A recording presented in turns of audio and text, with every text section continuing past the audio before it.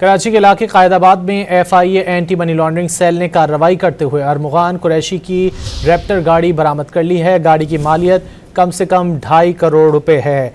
FIA anti money laundering cell ने कायदाबाद से गाड़ी बरामद की है। रैप्टर गाड़ी की मालियत कम से कम 2.5 करोड़ रुपए बताई गई है। अरमुगान के घर से भी 2.5 करोड़ मालियत की गाड़ी बरामद की गई थी।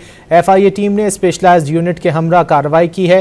तहकीकात के दौरान कई गाड़ियों की खरीदारी का पता चला था। ज़रा FIA की जानिब से ये बताया जा रहा है कराची के इलाके कायदाबाद में FIA anti money laundering cell ने कार्रवाई करते हुए अरमुगान कुरैशी की रैप्टर गाड़ी बरामद कर ली है। गाड़ी की मालियत कम से कम 2.5 करोड़ रुपए बताई जा रही है। मुस्तफ़ा कत्ल केस की मुलजिम अरमुगान की कीमती गाड़ी का सुराग लगा लिया गया है। FIA anti money laundering cell ने कायदाबाद से गाड़ी बरामद की। रैप्टर गाड़ी की मालियत कम से कम 2.5 करोड़ रुपए है।